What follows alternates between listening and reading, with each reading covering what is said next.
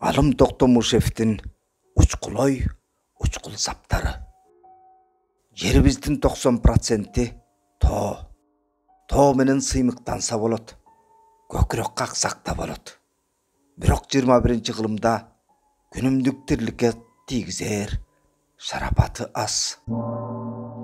Биздин бозо патриоттор алтыныбыз арбын дейт. Адамзат тарыхын кара. Бир дагы эл, бир дагы мамлекет жалаң алтын менен байып кеткен эмес. Алтын дегенден түшүнүгү аз. Япония болсо дүркүрөп өнүгүп өсүүдө.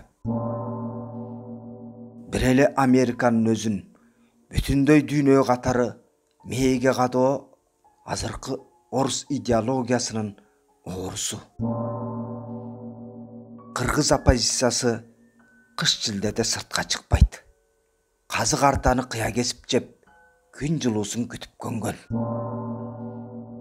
Желиккендердин жели жеңил чыгып, демиккендердин деми оңой басылат. Коррупция кимдин болбосун көкөйүнө көк таштай тийген. Атын укканда куйгасы курушуп, тиши кычырайт.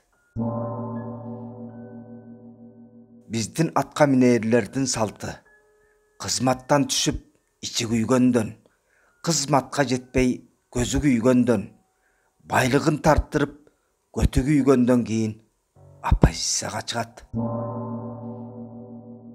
Кыргызстанда эки төңкөрүш тең кылмыш дүйнөнүн жардам менен ишке ашкан.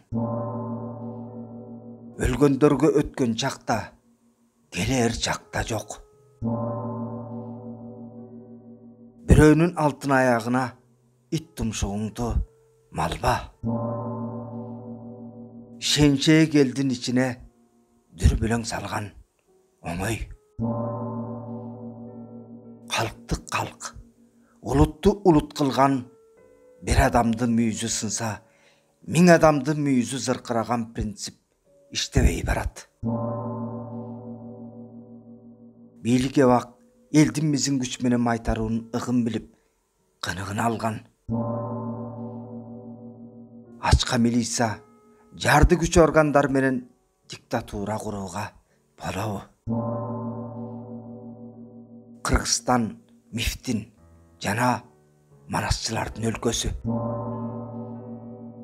Биз мамлекет тагдырын кимдерге тапшырып келатабыз? Калайык кагаз режимди орнотуп келгендерге. Оппозициячыл гезит табыш кыйын.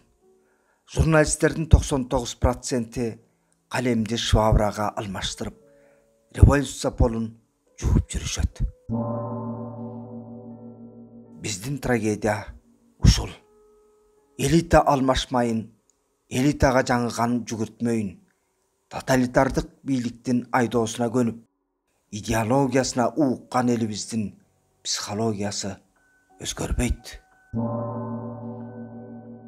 Кыргызстан жеке бийликтен демократияга эмес, орто кылымга туш келди. Демократия көпчүлүк менен эмес, азчылык менен да эсептешүүнү түшүндүрөт. Аскар Акаевдин бийликке болгон махабаты өтө күчтүү эле.